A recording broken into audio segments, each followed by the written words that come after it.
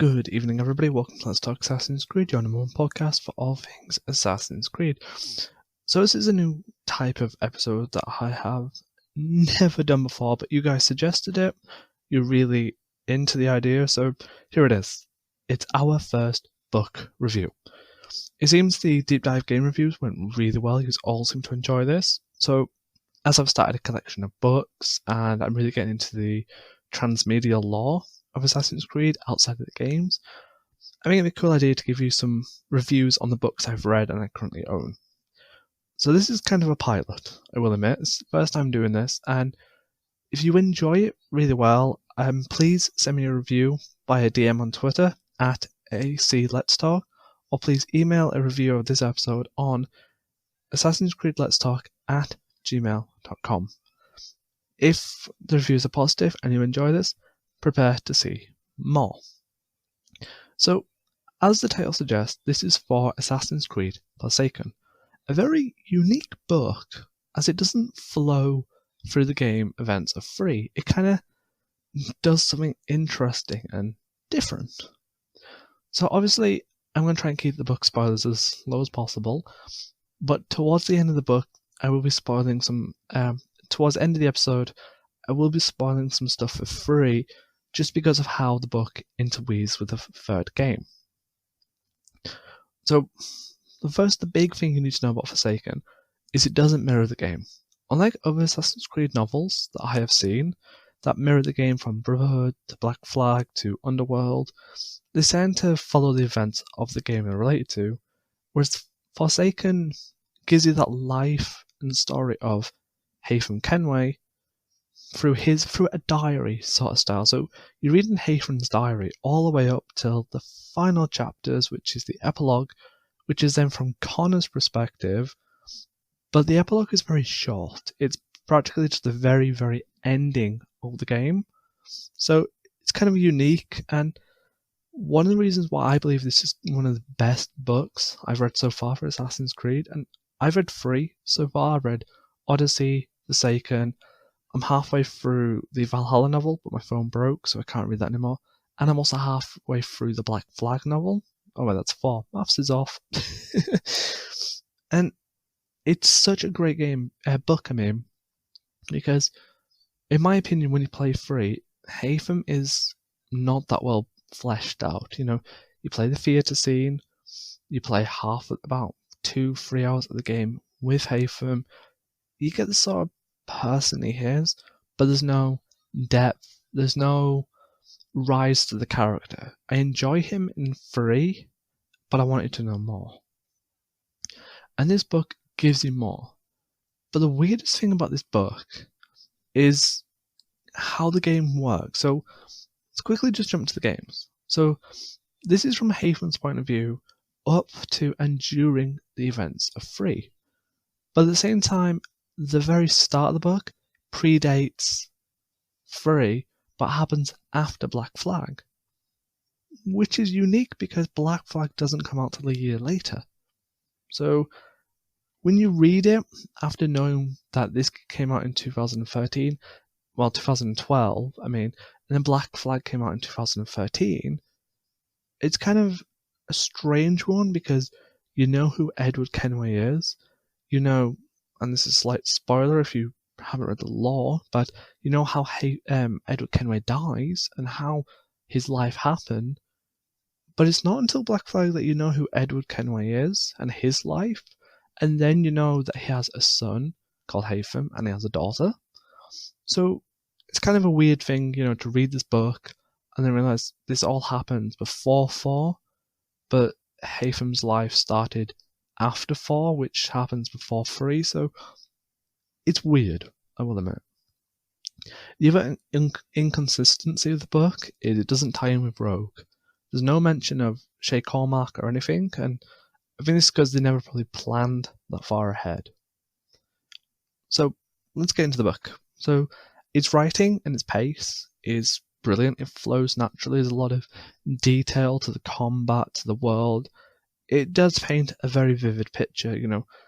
The way combat works, it doesn't just say Haytham stabs a guy or Haytham parries. It gives a detail to what sort of action. So If in the scene of the book Haytham is fighting a guard, it will detail how Haytham unleashes the hidden blade and uses it to cut a certain part of the body, where it dies the sword, how the blade interacts, how the death plays out. So it's very vivid. It's not very glossy over. It's not just like Haytham alerts the guards, sword fight entails, guy dies. It's like Haytham alerts the guard during a bloody fight. He slices the man's arm off. It's kind of detailed and vivid, which it helps paint a picture of Haytham's life and how the combat world, and it sucks you in my eyes.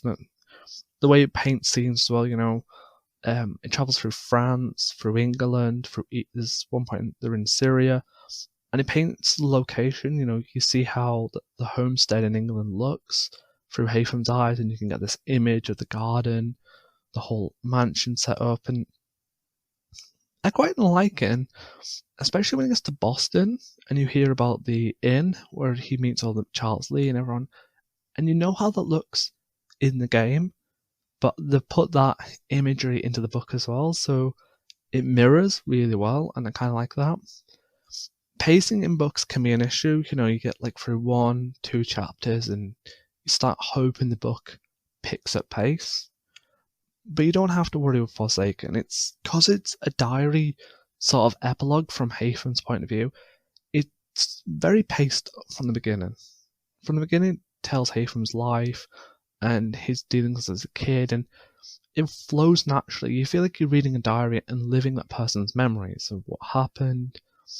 And it's kind of touching because when you read Haytham as a child, and I applaud the author for this because it's something that you probably won't look out for. I looked out for it because I knew I was doing this review eventually, but how he wrote Haytham as a kid, it changes. So when he gets like an adult, to me the wording, the way it's written as a diary feels more grown up. Could just be how I've interpreted the book, but it interprets from when he was a child. The writing style changes, the way it worded sounds a bit more older. So I think it's kind of a cool skill as you read the diary. The story itself is amazing. I'm upset that this story wasn't a game because Haytham's life pre-Assassin's Creed 3 makes me feel sorry for Haytham. Truly, like, when I play Assassin's Creed 3, I think Haytham's the bad guy. He's not a decent person. I'm a bit iffy on him. But in the book, he had true care for Connor's mom. He loved her.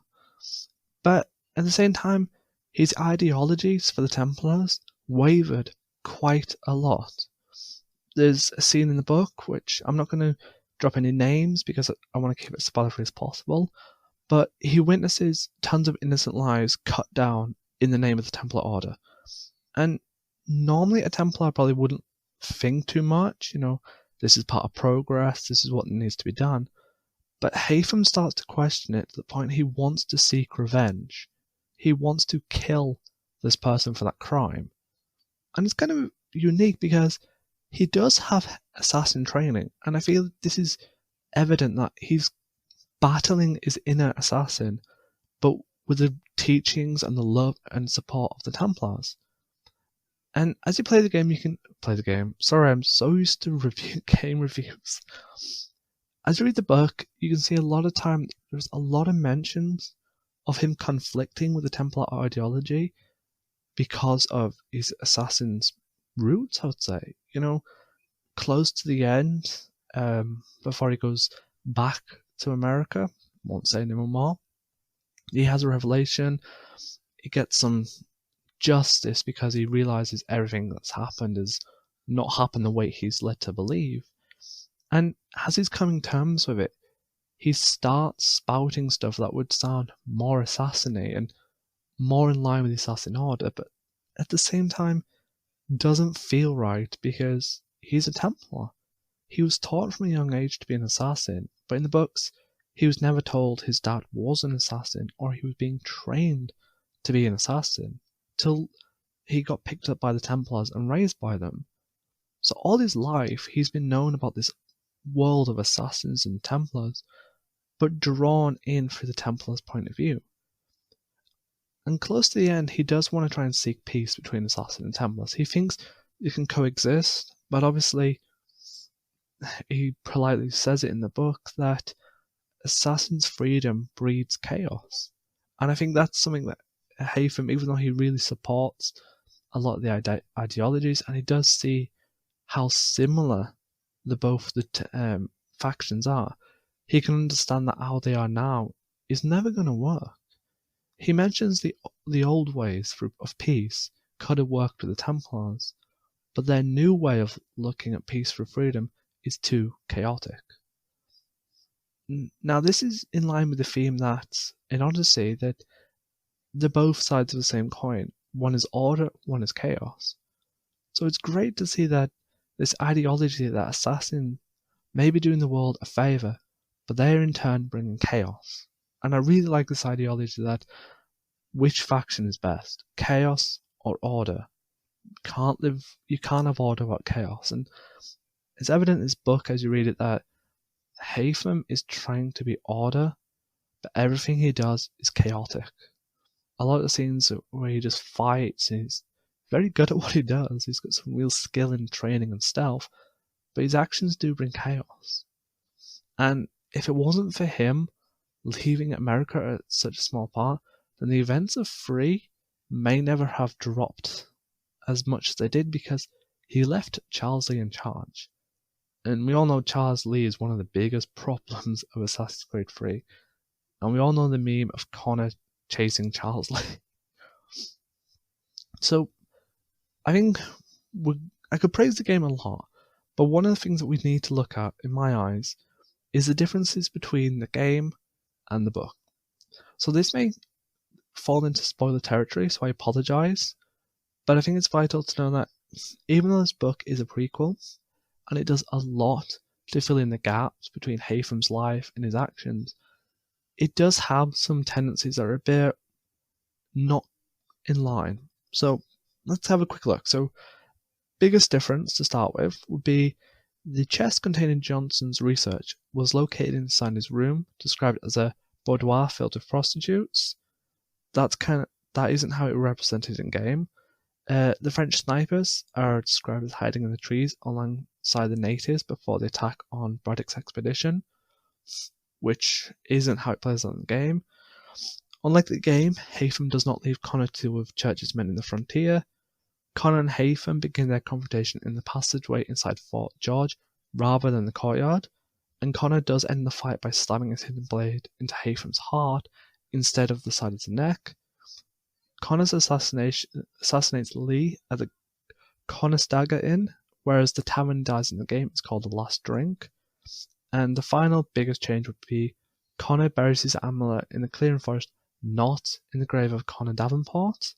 So there is some minor differences, but in my eyes, these differences I think are done in the way of producing great literature and storytelling moment over the gameplay tropes. So the assassination of Lee, I think it plays out different in the game, whereas the book, how it is worded, feels more natural, more in line. It's very cool. Connor and Haytham's battle in game plays out differently in the book, because I think the way the book flows and is read, it's more natural for him to be in that location from the book's point of view than the game. To me, it's not a big thing. It just seems like where the game and the book differs is just basically based on the gameplay tropes. Where the game wants to take free reign of the literature and the storytelling, they do that by removing some gameplay elements because you can't have them in the book. So it's not a problem. To be honest, I don't think this would break the law because everything still stays the same. There's no major change. I don't feel Haytham's death between the book and the game is a big thing because he dies, he gives a speech, he talks a bit, so that's the same to me. Charles Lee assassination, again, where it is, I don't think it's too big of a deal because at the end of the day it still happens. And the burying the amulet, I do feel, is a little bit because of how you get the amulet in the game. It should still be in the clearing, not the grave, but I think the book I mean, the book is still fair in what it does and what it helps to do. Overall, I would highly recommend this book. And the reason why I would recommend this book and why I chose it first is Assassin's Creed 3 already created the issue of having two characters. One that was going to be fleshed out, and that was Connor. Saw him as a child, saw what happened to his home, saw what happened to his people, to then rising his life as an assassin. But with Haytham, you just saw an oldish man come to the theatre, gets an amulet. There we go, he's in America. There's so much more to why he's there. The person he got the amulet off in the theatre is kind of really amazing to read about. It ties into why he got his hidden blade. It ties into how respectful Haytham is. So, kind of things like that. I really love the idea of seeing how Haytham grows up and the horror he went through as a child, watching his father die, being there, losing someone so close to him, more than just his father. That's a hint at what happens in the book. I'm not going to say more. His life was wrecked. He was pulled through so much horror for his life that he kept going. He believed the Templars were his family. He believed this was his life. And then when you play the game, and you play as Haytham, and you do all the stuff you do as Haytham in the game, you kind of remember how the book plays. And you do realise that he may be the bad guy of the game. He may not be the perfect. But at the end of the day, Haytham is just a man whose life was just destroyed by the Templars. And then he was brainwashed to follow the Templars. And it's the Templars who ultimately got him killed at the hand of his son. Which, the irony is, his son was an assassin. The same fate Haytham was supposed to get. So, I'm going to do a score system, but a more scale back than what I did with the games. Instead of going for 10, I'm just going to do a small 5. And I would rate this game a smack bang 5. And the only reason I gave it a full marks is because I believe in Assassin's Creed, the reason these games do so well is because you follow the development of the character. And I believe character development is such a big thing in video games that to have a character with not much character development, to then get full character development in a book is much needed. So I would highly recommend you go out, you find a way to read Forsaken, you read it, and I can guarantee that when you play Assassin's Creed 3, you'll see it in a different light. So thank you all for listening. I hope you enjoyed this episode. Please send me a review of what you think, because I have 3 more books and I'm collecting more, and I would love to do more episodes like this. The next topic is going to be a surprise, so keep your eyes on Twitter and I will update as soon as possible. And thank you all again for listening, and I'll see you all next time.